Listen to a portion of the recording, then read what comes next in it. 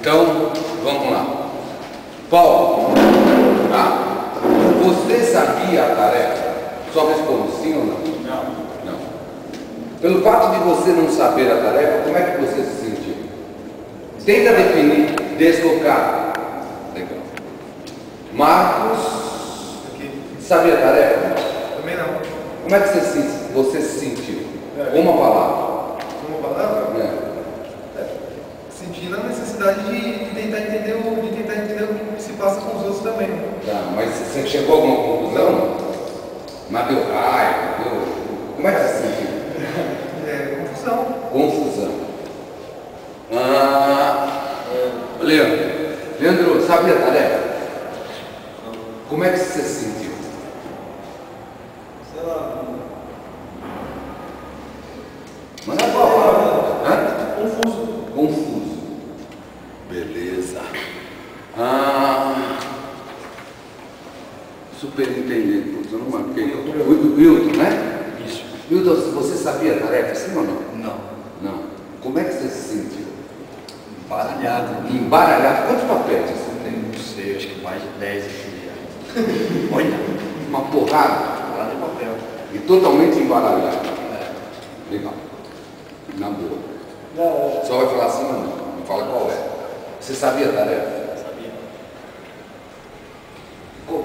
Como é que você sentiu o teu grupo trabalhando com você? Não, primeiro chegou a... Pode Não, falar? mas não fala tarefa, não fala tarefa. Primeiro chegou uma mensagem para mim aqui. Aumentar em 10% o salário do engenheiro. Antes tem que resolver o problema.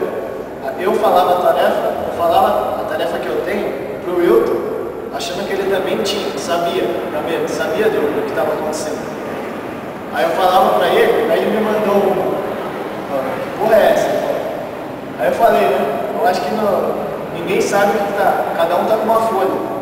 Aí agora eu mandei a última para ele.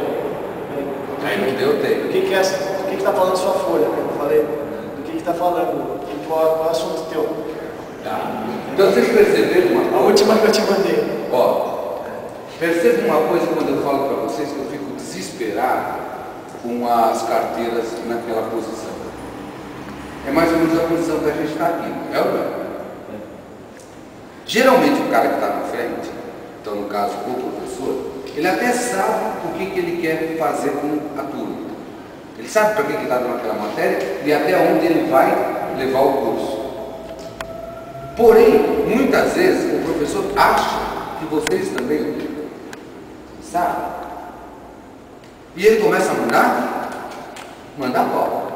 Dá um pouco, pelo fato de vocês não saberem de onde ele quer chegar, você se sente embaralhado, você se sente confuso, você se sente deslocado, você se sente perdido, confuso ou perdido.